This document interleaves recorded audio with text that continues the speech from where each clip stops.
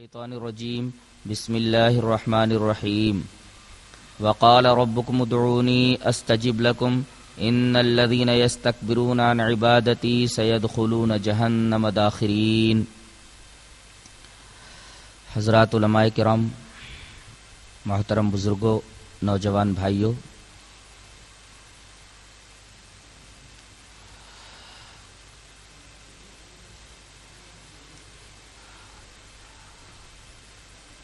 خطبہ مسنونہ کے بعد میں نے قرآن حکیم میں سورہ مومن کی ایک آیت کریمہ تلاوت کی ہے، جس کا ترجمہ یہ ہے کہ اور تیرے رب نے یہ کہا ہے کہ تم لوگ مجھی سے دعا کرو، مجھی کو پکارو، میں تمہاری دعاؤں کو سن کر کے انہیں قبول کرنے والا ہوں، اور میں ہی تمہاری پکار کو سن کر کے تمہاری مرادوں کو پورا کرنے والا ہوں۔ بے شک وہ لوگ جو میری عبادت سے تکبر کرتے ہیں وہ عنقریب ذلیل و خوار ہو کر کے جہنم کے اندر داخل ہوں گے۔ اس آیت کریمہ پر غور کرنے سے یہ معلوم ہوتا ہے کہ اللہ تعالی نے دعا کو عبادت کہا ہے، اور اس کی تائید ایک حدیث سے بھی ہوتی ہے، جسے امام ترمذی رحمۃ اللہ علیہ کتاب الدعوات کے اندر لائے ہیں۔ روایت اس طرح ہے: وعن النعمان بن بشیر رضی اللہ تعالی عنہ عن النبی صلی اللہ علیہ وسلم قال الدعاء هو العبادہ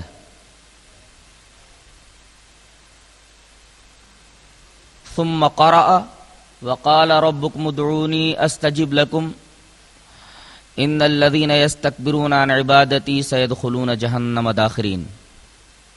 رواہ الترمذی فی کتاب الدعوات۔ حضرت نعمان ابن بشیر فرماتے ہیں کہ نبی کریم صلی اللہ علیہ وسلم نے ارشاد فرمایا کہ دعا عبادت ہے،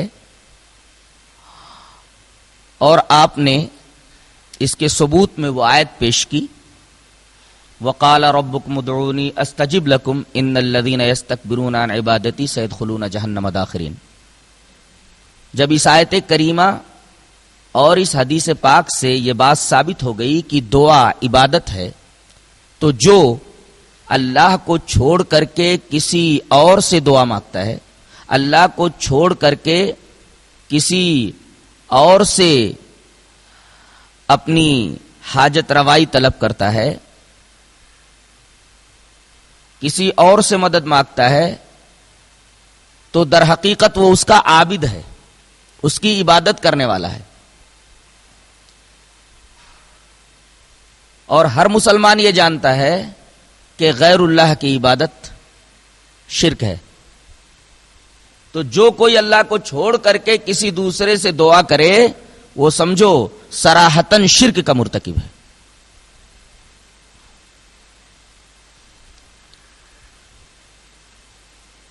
بعض لوگ دعا کے بارے میں کچھ شکوک و شبہات پیش کرتے ہیں۔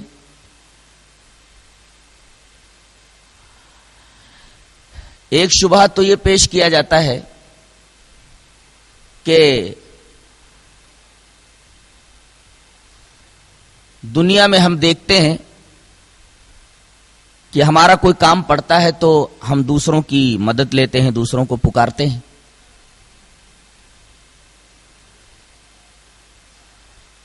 جیسے کہیں جانا ہوا تو اپنی گاڑی کے لیے ڈرائیور کی مدد لینا، بیمار ہوئے تو ڈاکٹر کی مدد لینا۔ تو اس طرح اگر ہم مرے ہوئے بزرگوں کو اپنی مصیبتوں میں پکاریں تو اس میں کیا حرج ہے؟ جواب اس کا یہ ہے کہ آدمی جب بیمار ہوتا ہے تو ڈاکٹر کے پاس جو جاتا ہے، کہیں جانا ہوا تو ڈرائیور کی جو مدد لیتا ہے، یہ ساری باتیں ما تحت الاسباب ہیں.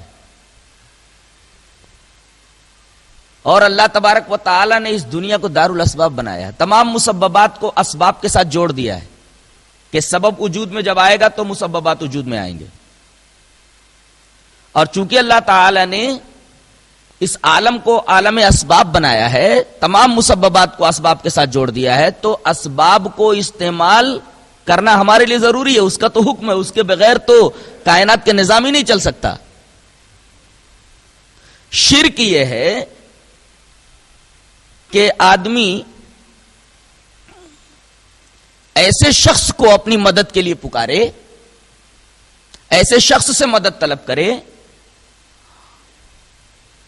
جو ظاہری اسباب کے طور پر اس کی مدد نہ کر سکتا ہو. جیسے ایک بے وقوف آدمی بھی یہ جانتا ہے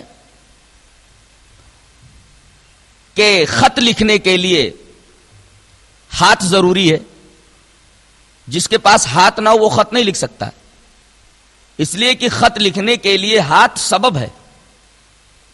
اسی طریقے سے اگر کسی شخص کے پاس آنکھ نہیں ہے، اس کی قوت بینائی موجود نہیں ہے، تو وہ خط نہیں پڑھ سکتا. اور نہ کوئی آدمی ایسے آدمی سے خط لکھواتا ہے جس کا ہاتھ کٹا ہوا ہو، ایسے آدمی سے خط نہیں پڑھواتا جو اندھا ہو، جس کی قوت بینائی موجود نہ ہو.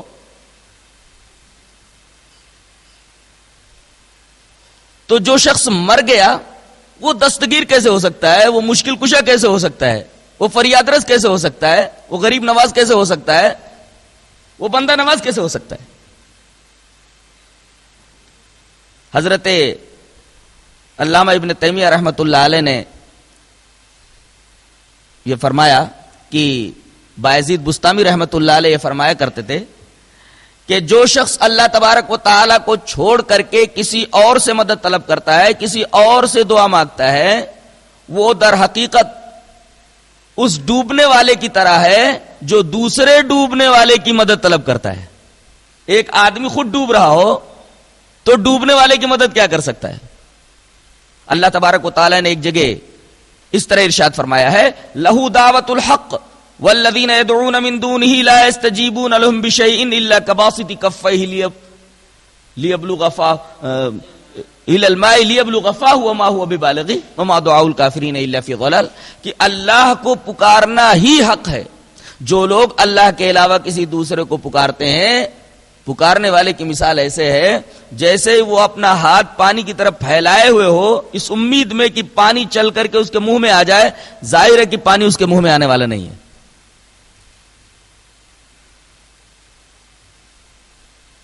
مطلب یہ کہ جو شخص اللہ تبارک و تعالی کو چھوڑ کر کے دوسروں سے دعا کرتا ہے، دوسروں کو اپنی مدد کے لیے پکارتا ہے، اس کی مثال ایسے ہے جیسے ٹھاٹے مارتے ہوئے سمندر سے پانی طلب کرنے کے بجائے وہ خشک جوہر سے پانی طلب کرے.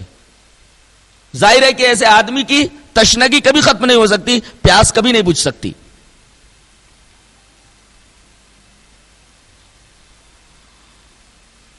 بعض لوگ یہ بھی کہتے ہیں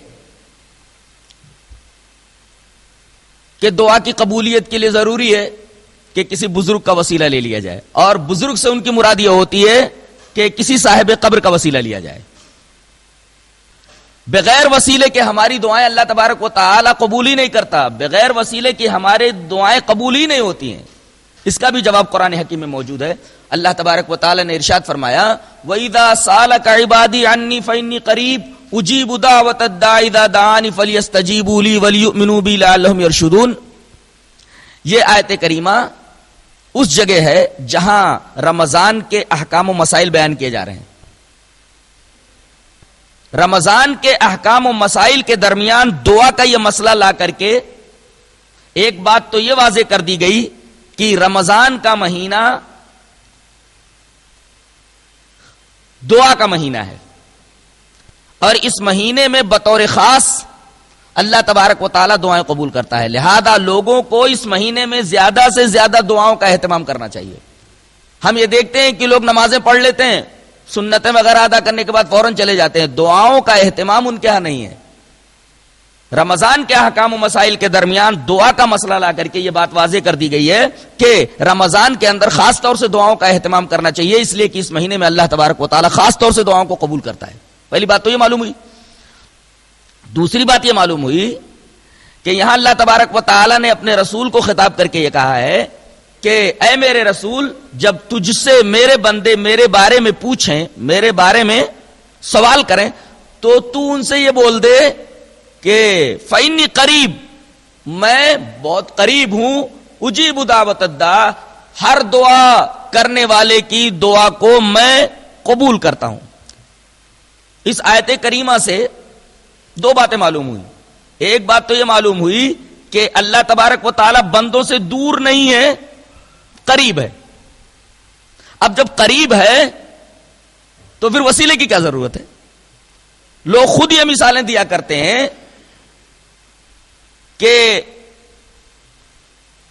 کنویں سے پانی نکالنے کے لیے ڈول اور رسی کی ضرورت ہوتی ہے.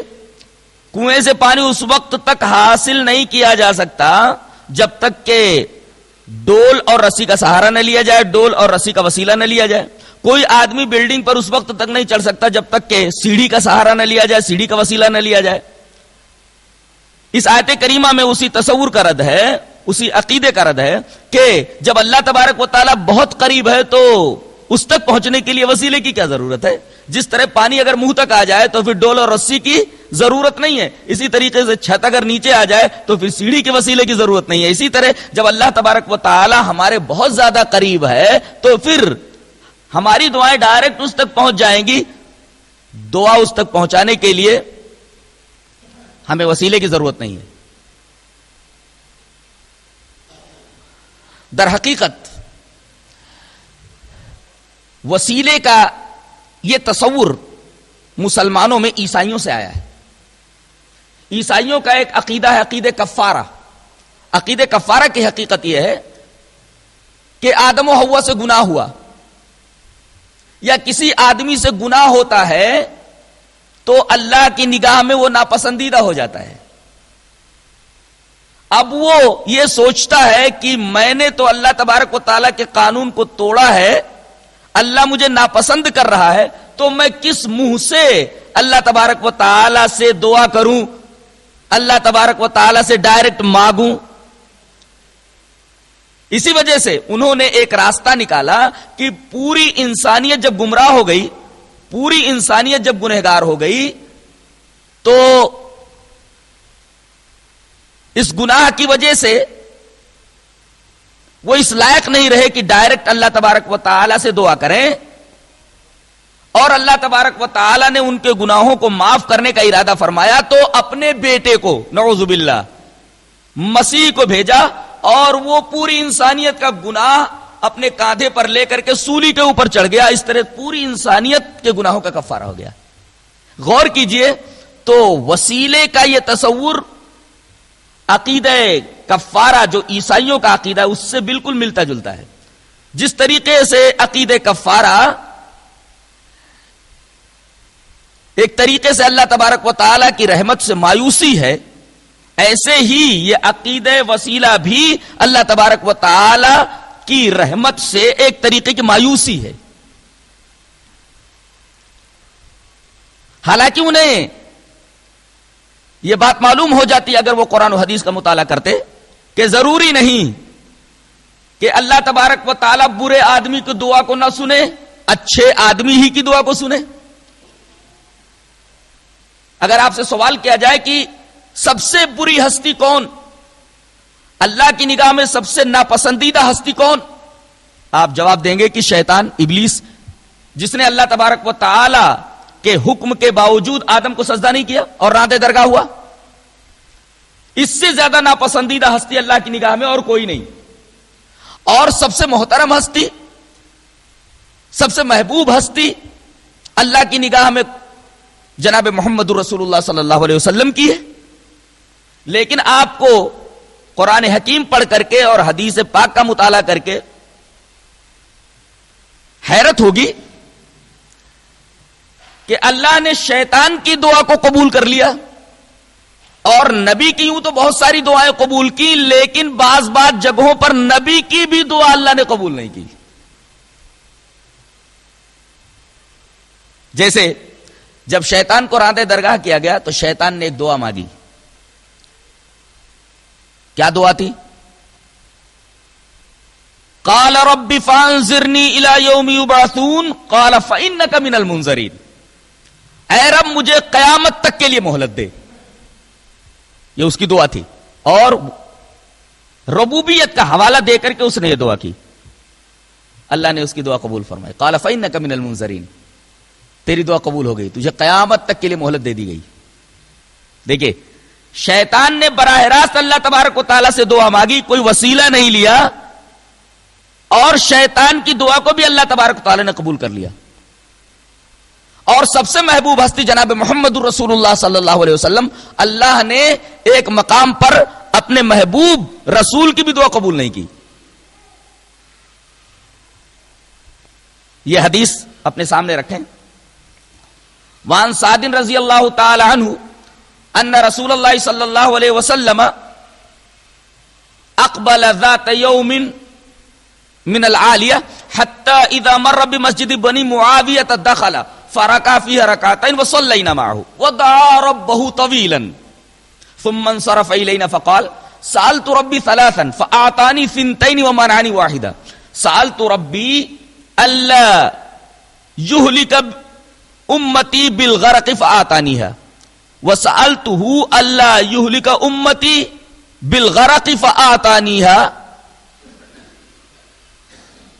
وسألته الا يجعل باسهم بینهم فمنعنیها. رواہ مسلم فی کتاب الفتن.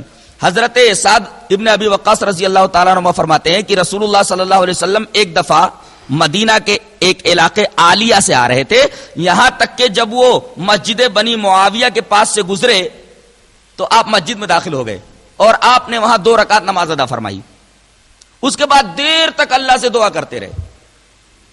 صحابہ کرام نے بھی آپ کے ساتھ نماز ادا کر لی تھی اور وہاں بیٹھ گئے تھے.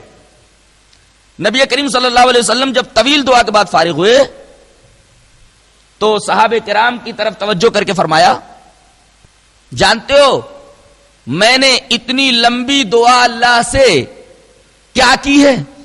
در حقیقت میں نے اللہ تبارک و تعالیٰ سے 3 چیزوں کا سوال کیا. اللہ نے 2 چیزیں تو دے دی لیکن ایک چیز کا انکار کر دیا، ایک چیز مجھے نہیں دی. میں نے اپنے رب سے یہ دعا کی کہ میری امت عام قحط سے ہلاک نہ ہو. اللہ تعالیٰ نے یہ دعا قبول فرما لی کہ تیری پوری امت عام قحط سے ہلاک نہیں ہوگی. پھر میں نے یہ دعا مانگی کہ اے اللہ میری امت عام غرق سے ہلاک نہ ہو، جیسے نوح کی قوم ہلاک ہو گئی تھی، تو اللہ تعالیٰ نے یہ دعا بھی قبول فرما لی کہ تیری امت عام غرق سے ہلاک نہیں ہوگی. پھر تیسری دعا میں نے یہ مانگی کہ اے اللہ میری امت کے درمیان آپسی اختلاف نہ ہو، میری امت کے درمیان آپس میں لڑائی نہ ہو. اللہ نے میری یہ دعا قبول نہیں کی. یہ حدیث بتا رہی ہے کہ اپنی محبوب ہستی کی دعا کو بھی اللہ تبارک و تعالی نے قبول نہیں کیا، اور سب سے مبغوض ہستی اس کے نزدیک جو تھی شیطان کی ہستی، اس کی دعا کو اللہ تبارک و تعالی نے قبول کر لیا. تو یہ تصور کہ برے آدمی کی، گنہگار آدمی کی دعا کو اللہ تبارک و تعالی نہیں سنتا ہے، اس کے لیے وسیلہ ضروری ہے، قرآن حکیم کی یہ آیت اس تصور کو اور اس عقیدے کو باطل کرتی ہے. اور یہ تصور کہ ہر نیک آدمی کی ہر دعا قبول ہو جاتی ہے، یہ حدیث اس تصور کو باطل کرتی ہے کہ ضروری نہیں کہ اللہ کسی برے آدمی کی دعا کو قبول ہی نہ کرے اور ہر اچھے آدمی کی ہر دعا کو قبول کر لے.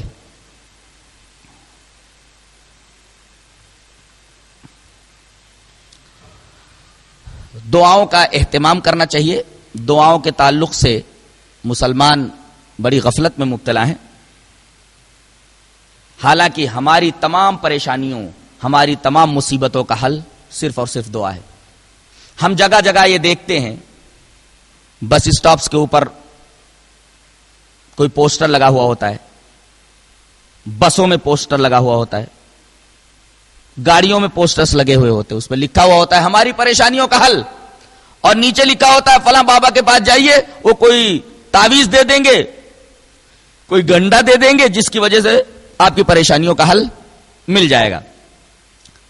حقیقت یہ ہے کہ پریشانیاں اللہ تبارک و تعالیٰ کی طرف سے آتی ہیں آسانیاں اللہ تبارک و تعالیٰ کی طرف سے آتی ہیں، دکھ اسی کی طرف سے آتا ہے، سکھ اسی کی طرف سے آتا ہے. لہذا جب دکھ سکھ سب اللہ کی طرف سے ہے تو سکھ اللہ سے مانگو، اور جب دکھ آئے تو دور کرنے کی اللہ تبارک و تعالیٰ ہی سے درخواست کرو. دکھ کا علاج اللہ تبارک و تعالیٰ کے علاوہ کسی کے پاس نہیں، اس لیے کہ دکھ اسی کے پاس سے آتا ہے.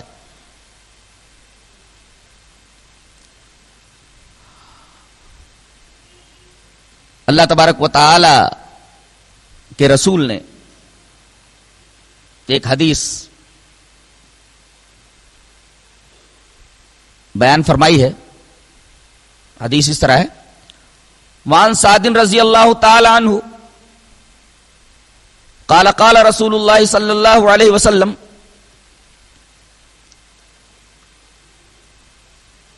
دعوت الظنون اذ دعا وهو في بطن الحوت لا اله الا انت سبحانك اني كنت من الظالمين فانه لم يدع بها رجل مسلم في شيء قط الا استجاب الله له. رواه الترمذی فی کتاب الدعوات. حضرت امام ترمذی اس حدیث پاک کو کتاب الدعوات کے اندر لائے. حضرت سعد بن ابی وقاص فرماتے ہیں کہ رسول اللہ صلی اللہ علیہ وسلم نے ارشاد فرمایا کہ مچھلی والے یعنی حضرت یونس علیہ السلام، ان کی دعا، جو دعا انہوں نے مچھلی کے پیٹ میں کی، وہ دعا یہ تھی: لا الہ الا انت سبحانک انی کنت من الظالمین. اس دعا کو پڑھ کر کے کوئی بھی مسلمان آدمی کسی بھی چیز کے بارے میں اللہ سے دعا کرے تو اللہ تبارک تعالیٰ اس کی دعا کو قبول کرے گا. یہ حدیث بتا رہی ہے کہ ہمارے مسائل کا حل، ہماری پریشانیوں اور ہماری مصیبتوں کا حل تو دعاؤں کے اندر موجود ہے. کوئی بھی چیز مانگنی ہو تو اللہ تبارک تعالیٰ سے مانگو، اور خاص طور سے اس دعا کے وسیلے سے یہ دعا کر کے اللہ تبارک و تعالیٰ سے کوئی چیز مانگو تو اللہ تبارک و تعالیٰ رد نہیں کرے گا، وہ چیز عطا کر دے گا.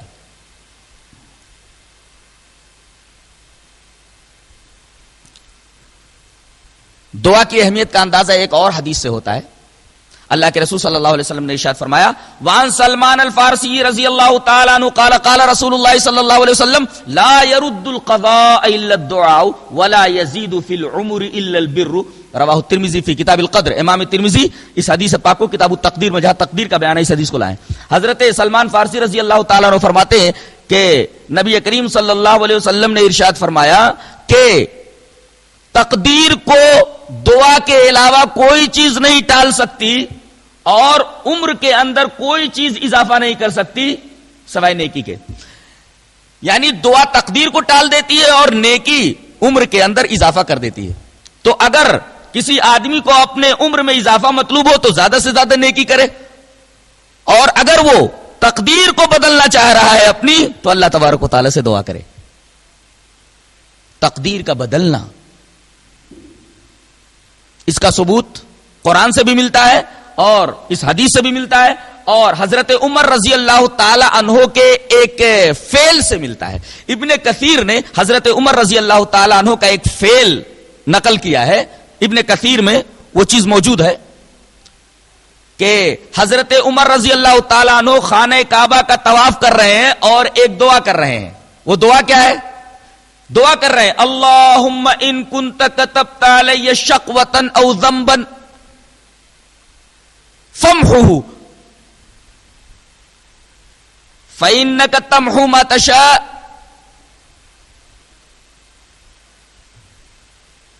وتثبت وعندک ام الکتاب فاجعلہ لی سعادۃ ومغفرہ. حضرت عمر رضی اللہ تعالیٰ عنہ طواف کرتے کرتے یہ دعا کر رہے ہیں کہ اے اللہ، اگر تو نے میری قسمت میں بدبختی لکھ دی ہے یا کوئی گناہ لکھ دیا تو اس کو مٹا دے. اللہم ان کنت کتبت علی شقوۃ او ذنبا فامحوہ عنی، کہ اگر تو نے میری قسمت کے اندر بدبختی لکھ دی ہے، کوئی گناہ لکھ دیا ہے، تو اے اللہ اس بدبختی کو مٹا دے. فإنک تمحو ما تشاء وتثبت، اس لیے کہ تو جو چاہتا ہے مٹا دیتا ہے، جو چاہتا ہے باقی رکھتا ہے، اور تیرے پاس تو ام الکتاب ہے. فاجعلہ لی سعادۃ ومغفرہ، تو میرے لیے سعادت اور مغفرت لکھ دے، بدبختی مٹا کر کے سعادت لکھ دے. حضرت عمر رضی اللہ تعالیٰ عنہ کا یہ فعل بتا رہا ہے، اور حضرت سلمان فارسی رضی اللہ تعالیٰ عنہ سے مروی روایت بتا رہی ہے کہ اللہ تبارک و تعالی دعا سے قسمت کو بدل دیتا ہے، دعا سے تقدیر کو بدل دیتا ہے.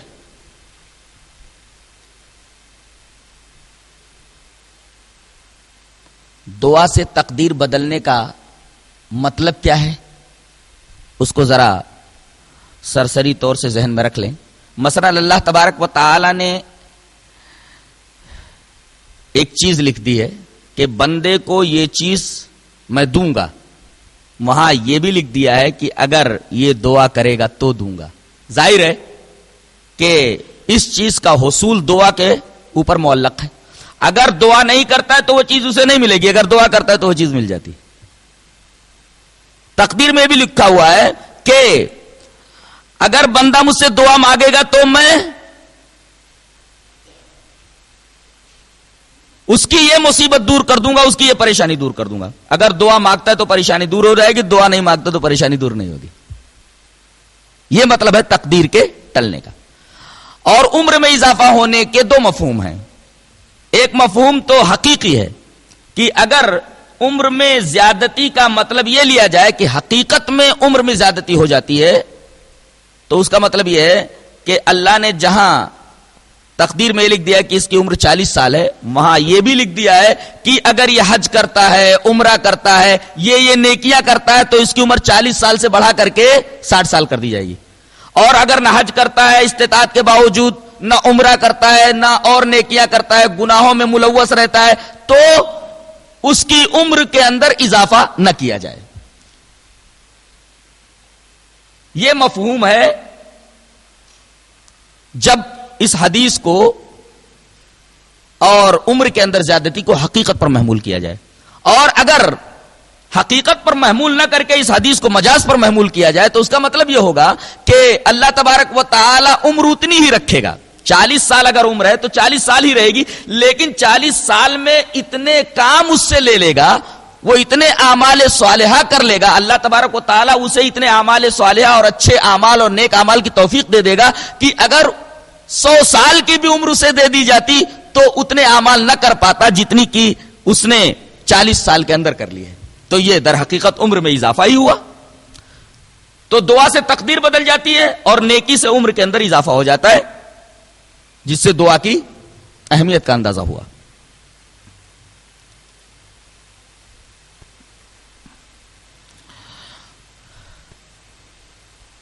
دعا کی قبولیت کے لیے کچھ شرطیں ہیں، ایسے ہی دعا قبول نہیں ہوتی. پہلی شرط ہے آدمی حلال رزق کھائے. اگر حلال و حرام کی تمیز رزق کے باب میں نہیں کرتا ہے تو اس کی دعا قبول نہیں ہوگی. دلیل اس طرح ہے. وعن ابن عباس رضی اللہ تعالی عنہما قال تلیت هذه الآیة عند رسول اللہ صلی اللہ علیہ وسلم یا ایها الناس کلوا مما فی الارض حلالا طیبا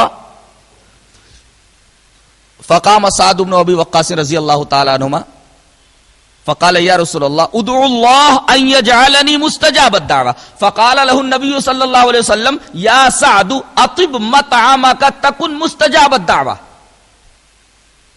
والذی نفس محمد بیدہ ان العبد لیقذف اللقمة الحرام فی جوفه ما يتقبل منه عمل 40 یوما وایما عبد نبت لحمه من السحت اب الربا فالنار اولی به رواہ الطبرانی فی المعجم الاوسط. حضرت امام طبرانی اس حدیث پاک کو معجم اوسط کے اندر لائے، روایت صحیح ہے.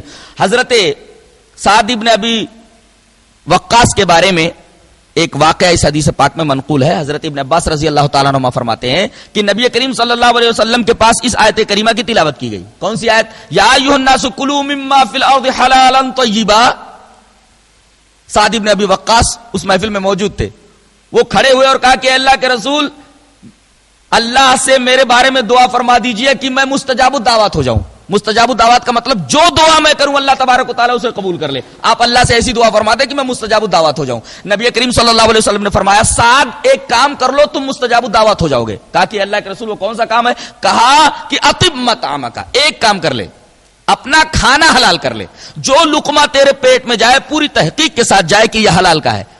اگر یہ اہتمام تو کر لے گیا، اپنے کھانے کو تو پاک کر لے گیا، اپنی روزی کو تو پاک کر لے گیا، ہر وہ لقمہ جو تیرے پیٹ میں جاتا ہے اگر تو نے ہر لقمے کو حلال کر لیا تو تم مستجاب الدعوت ہو جائے گا. اور سچ مچ جب سے انہوں نے اس حدیث کو سنا تب سے کہتے ہیں کہ کوئی لقمہ میرے پیٹ میں اس طریقے کا نہیں گیا جس کے بارے میں مجھے پوری تحقیق نہ ہو کہ یہ حلال کا ہے. اسی وجہ سے وہ جو دعا کرتے تھے اللہ تبارک و تعالیٰ اس دعا کو قبول کر لیتا تھا. آگے آپ نے فرمایا کہ قسم ہے اس ہستی کی جس ہستی کے قبضے قدرت میں محمد کی جان ہے, ایک بندہ اپنے پیٹ میں ایک لقمہ حرام کا ڈالتا ہے تو 40 دن کا عمل اللہ تبارک و تعالیٰ قبول نہیں کرتا. اور جو بندہ ایسا ہو کہ جس کا گوشت سود یا حرام مال سے بڑھا ہوا ہو تو اس کے لیے آگ زیادہ لائق ہے, اس کا بدن آگ کا زیادہ مستحق ہے. تو دعا کی پہلی شرط یہ ہے اس کی قبولیت کی کہ آدمی اپنے رزق کو حلال کر لے. دوسرے, دعا کے اندر اخلاص ہونا چاہیے. جیسے ایک حدیث پاک ہے, وان انس رضی اللہ تعالی عنہ قال قال رسول اللہ صلی اللہ علیہ وسلم اذا دعا احدکم فلیعزم المسألہ ولا یقولن اللہم ان شئت فآتنی فإنہ لا مستکرہ لہ, رواہ البخاری فی کتاب الدعوات. حضرت انس رضی اللہ تعالیٰ عنہ فرماتے ہیں کہ رسول اللہ صلی اللہ علیہ وسلم نے ارشاد فرمایا کہ تم میں سے جب کوئی دعا کرے تو اپنے سوال میں, جو سوال وہ اللہ سے کر رہا ہے اس میں عزم اختیار کرے, عزیمت اختیار کرے. عزیمت کا مطلب کیا ہے؟ ایک تو دعا پوری دل جمعی کے ساتھ کرے, پوری توجہ کے ساتھ کرے. جو دعا کر رہا ہے اس دعا کو وہ سمجھ رہا ہے. عام طور سے آج دیکھا جاتا ہے کہ امام دعا پڑھتا ہے اور لوگ اس کے اوپر آمین آمین بولتے رہتے ہیں. نہ امام کو سمجھ میں آتا ہے کہ میں کیا دعا کر رہا ہوں, اور نہ مقتدی جو امام کی دعا پر آمین آمین کہہ رہے ہیں ان کو کچھ سمجھ میں آتا ہے کہ کس چیز کے بارے میں دعا کی گئی ہے. تو اولاً دعا کو سمجھنا چاہیے کہ میں کیا دعا کر رہا ہوں. آج عام طور پہ حنفی مساجد کے اندر یہ دیکھا جاتا ہے کہ امام دعا کرتا ہے, وہ دعا کرتا نہیں ہے, دعا پڑھتا ہے. دعا کرنے کا حکم ہے, دعا پڑھنے کا حکم نہیں ہے. آدمی دعا کرے تو اللہ قبول کرتا ہے. لوگ دعا پڑھ رہے ہیں, پڑھنے والا بھی سمجھ نہیں رہا ہے, سننے والا بھی سمجھ نہیں رہا ہے. پڑھنے والا پڑھ رہا ہے, سننے والا آمین بول رہا ہے, دونوں کو کچھ سمجھ میں نہیں آتا وہ کیا کہہ رہا ہے اور کس چیز کے بارے میں دعا کی جا رہی. تو فلیعزم المسئلہ, دعا کو اچھی طرح سمجھ لے کہ میں کیا دعا کر رہا ہوں, اللہ سے کیا سوال کر رہا ہوں. اور دوسرے, پوری دل جمعی کے ساتھ. یہاں دیکھا یہ جاتا ہے کہ آدمی صرف زبان سے دعا کر رہا ہے, دل زبان کا ساتھ نہیں دے رہا ہے, دل کہیں ہے اور زبان صرف الفاظ ادا کرتی ہے. تو اگر دعا کے بارے میں ایسی حالت ہو تو اللہ دعا کو قبول نہیں کرتا. دعا کے اندر عزم ضروری ہے, عزیمت ضروری ہے. عزیمت کا مطلب یہ کہ ایک تو پورے اخلاص کے ساتھ دعا کرے, دوسرے دعا کا مطلب سمجھتا ہو, اور تیسرے یہ کہ پوری دل جمعی کے ساتھ, پورے اطمینان کے ساتھ, پوری توجہ کے ساتھ دعا کر رہا ہو. اس کا دل سوال کے اوپر لگا ہوا ہو, یہ نہیں کہ الفاظ زبان سے نکل رہے ہوں اور دل کہیں اور ہو. اس لیے کہ اللہ تبارک و تعالی غافل دل کی دعا کو قبول نہیں کرتا.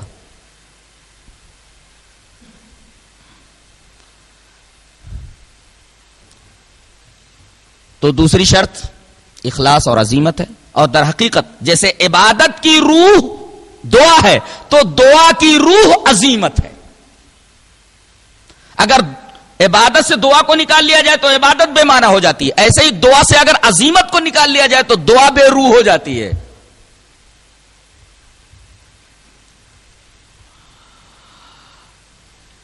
اور تیسری شرط یہ ہے کہ دعا میں جلدی نہ کرے, اور اللہ تبارک و تعالیٰ سے دعا کے تعلق سے بدگمان نہ ہو. دلیل اس طرح ہے, وان ابی ہریرہ رضی اللہ تعالی عنہ ان رسول اللہ صلی اللہ علیہ وسلم قال یستجاب لأحدکم ما لم یعجل یقول دعوت فلم یستجب لی, رواہ البخاری فی کتاب الدعوات. حضرت امام بخاری اس حدیث پاک کو کتاب الدعوات میں لائے. حضرت ابو ہریرہ فرماتے ہیں کہ رسول اللہ صلی اللہ علیہ وسلم نے ارشاد فرمایا کہ آدمی کی دعا قبول ہوتی ہے جب تک وہ دعا میں جلدی نہ کرے, اور یہ نہ بولے ارے میں نے دعا کی اور دعا قبول نہیں ہوئی, دعوت فلم یستجب لی, میں نے دعا کی اور دعا قبول نہیں ہوئی. اس لیے کہ دعا کی قبولیت کا ایک وقت ہوتا ہے. حضرت ابراہیم نے دعا کی کہ اے اللہ میری اس ذریت کے اندر ایک امام پیدا کرنا, ایک نبی پیدا کرنا. جانتے ہیں یہ دعا کتنے دنوں میں قبول ہوئی ہے؟ 2500 سال بعد. اس دعا کی قبولیت میں کتنا وقت لگ گیا؟ 2500 سال لگ گئے. اس لیے کہ جب یہ دعا حضرت ابراہیم نے کی تھی، اس دعا کے 2500 سال بعد نبی کریم صلی اللہ علیہ وسلم کو نبوت ملی ہے. گویا یہ ابراہیم کی جو دعا ہے وہ 2500 سال کے بعد قبول ہوئی. اس کا مطلب یہ کہ اگر اخلاص کے ساتھ دعا کے جو آداب و شرائط ہیں ان آداب و شرائط کو ملحوظ اگر رکھا جائے تو دعا ضرور قبول ہوتی ہے. یہ اور بات ہے کہ دعا کی قبولیت کا ایک وقت ہوتا ہے، تو آدمی دعا میں جلدی نہ کرے اور یہ نہ بولتا رہے کہ ارے میں نے دعا کی، اللہ تبارک و تعالیٰ نے دعا کو قبول نہیں کیا. دعا میں جلدی نہ کرے، یہ بھی شرط ہے. اخلاص، عزیمت اور دعا میں جلدی نہ کرنا.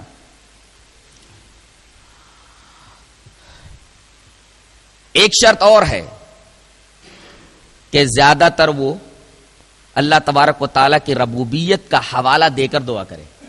اگر بار بار ربوبیت کا حوالہ دیتا ہے، اللہ کے رب ہونے کا حوالہ دے کر کے دعا مانگتا ہے، تو اللہ تبارک و تعالیٰ دعا کو ضرور قبول کرتا ہے.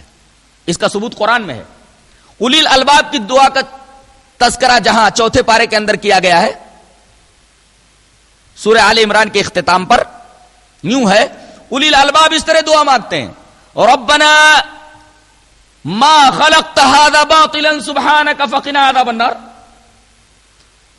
ربنا انك من تدخل النار فقد اخزيته وما للظالمين من انصار ربنا اننا سمعنا مناديا ينادي للايمان ان امنوا بربكم فآمنا ربنا فاغفر لنا ذنوبنا وكفر عنا سيئاتنا وتوفنا مع الابرار ربنا وآتنا ما وعدتنا على رسلك ولا تخزنا يوم القيامة انك لا تخلف الميعاد فاستجاب لهم ربهم انی لا اضیع عمل عامل. دیکھیے اولی الالباب کی دعاؤں کو نقل کیا گیا ہے اور 5 مرتبہ ربوبیت کا حوالہ دیا گیا. 5 مرتبہ ربنا ہے. حضرت حسن نے فرمایا کہ یہ لوگ اولی الالباب ربنا ربنا بولتے رہتے ہیں یہاں تک کہ اللہ تبارک و تعالیٰ ان کی دعا کو قبول کر لیتا ہے. ما زالوا یقولون ربنا ربنا حتس تجاب لہو. لوگ ربنا ربنا کہہ کر کے ربوبیت کا حوالہ دے کر کے دعا کرتے رہتے ہیں یہاں تک کہ اللہ تبارک و تعالیٰ دعا کو قبول کر لیتا ہے.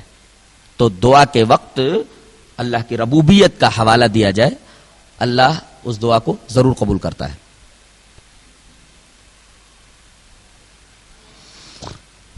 دعا کے لیے 3 شرطیں اور بھی ہیں جو حضرت زکریا علیہ السلام کے دعا سے مستنبت ہے.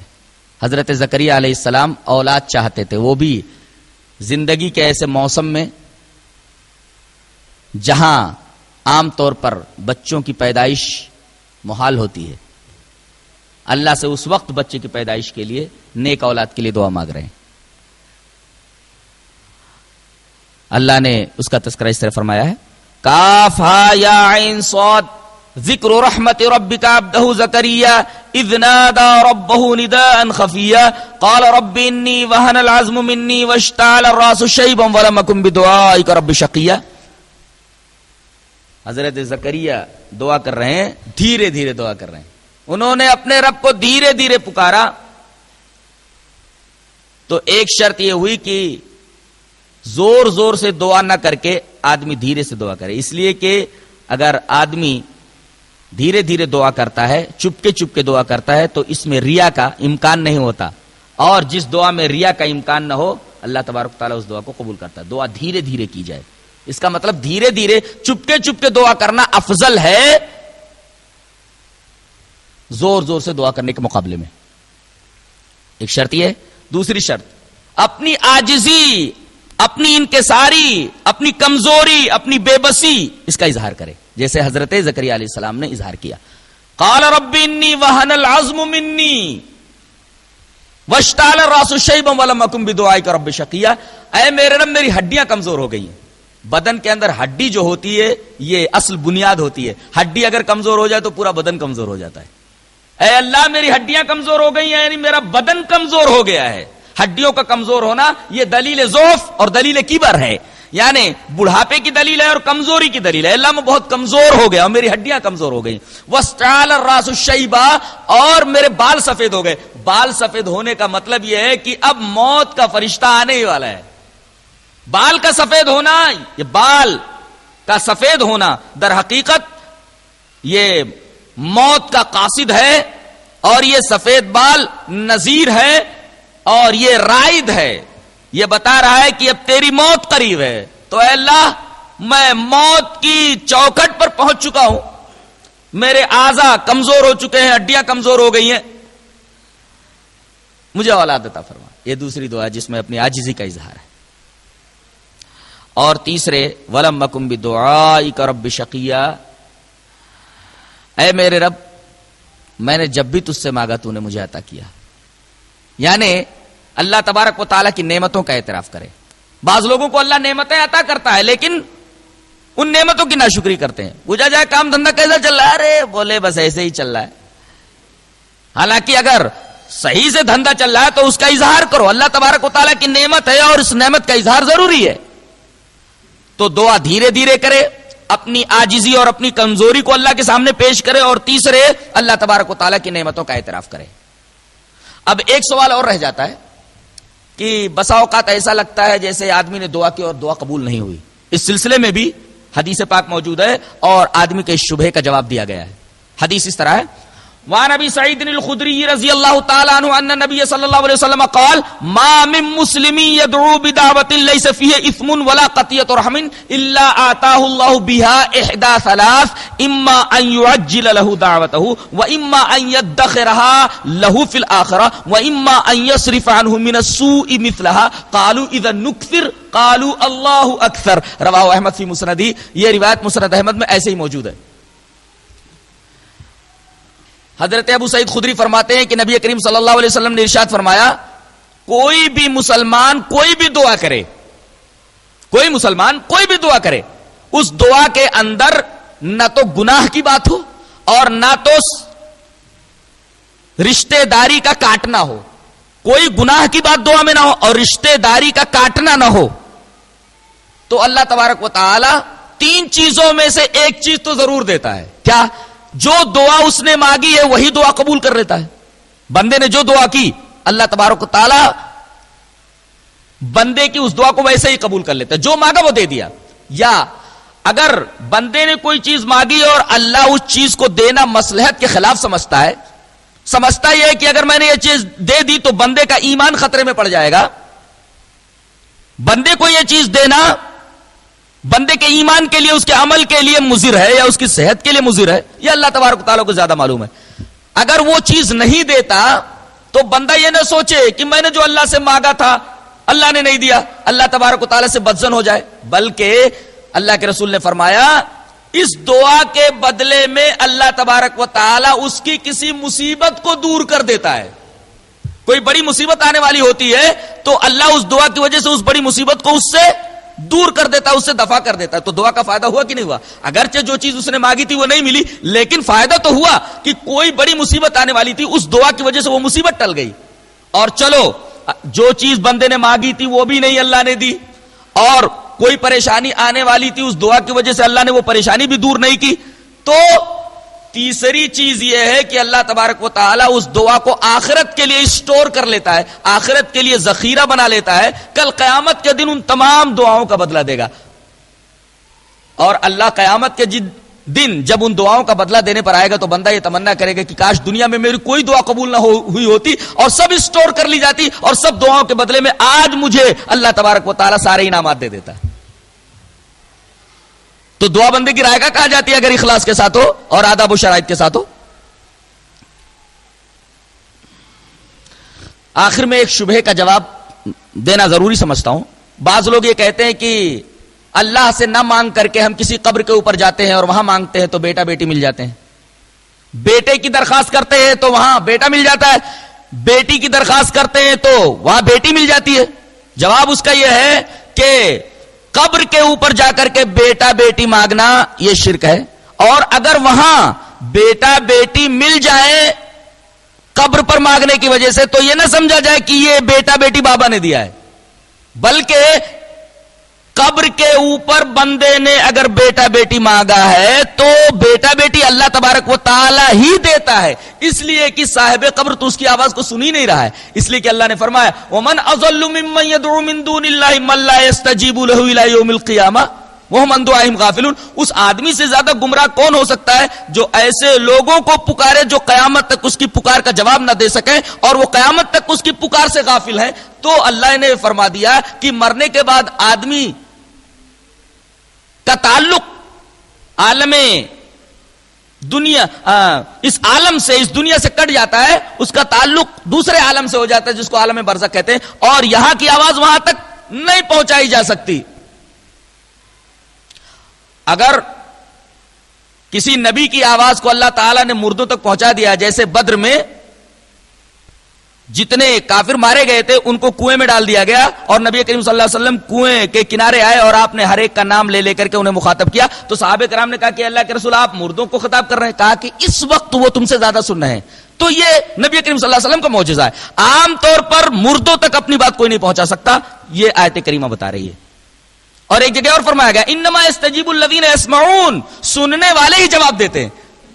قرآن کا یہ کہنا ہے والموتى یبعثهم اللہ, اور مردوں کو تو قیامت میں اٹھایا جائے گا. یہ آیت کریمہ بھی بتا رہی ہے کہ مردوں تک آواز نہیں جا رہی ہے ہماری. مردے جب ہماری آواز کو سنی نہیں رہے تو ہماری درخواست کیا قبول کر سکیں گے. قبر کے اوپر بیٹا بیٹی اگر مل جائے تو وہاں بھی اللہ ہی دیتا ہے, قبر والا بیٹا بیٹی دینے پر قادر نہیں ہے. سوال یہ ہے کہ وہاں اللہ کیوں دے دیتا ہے؟ جواب اس کا یہ ہے کہ دیتا تو اللہ ہی ہے, لیکن غیر اللہ سے مانگنے کی وجہ سے اللہ تبارک و تعالیٰ اس کو یہ سزا دیتا ہے کہ اس کا ایمان سلب کر لیتا ہے. وہ آدمی کافر ہو جاتا ہے یا منافق ہو جاتا ہے اور ایمان جیسی قیمتی چیز سے محروم ہو جاتا ہے. بیٹا بیٹی تو مل گیا, وہ خوش ہو گیا, لیکن اس بدبخت کو یہ معلوم نہیں کہ غیر اللہ سے مانگنے پر یہ چیز اللہ ہی نے دی, لیکن اس کی سزا مجھے یہ ملی کہ سب سے قیمتی چیز ایمان میرے ہاتھ سے نکل گئی, میں ایمان سے محروم ہو گیا. یہ کچھ خاص باتیں دعا کے تعلق سے تھیں. اللہ تبارک و تعالی ہمیں اچھی سمجھ اور اچھے عمل کی توفیق عطا فرمائے. وآخر دعوانا الحمدللہ رب العالمین. الشیطان الرجیم, بسم اللہ الرحمن الرحیم. وقال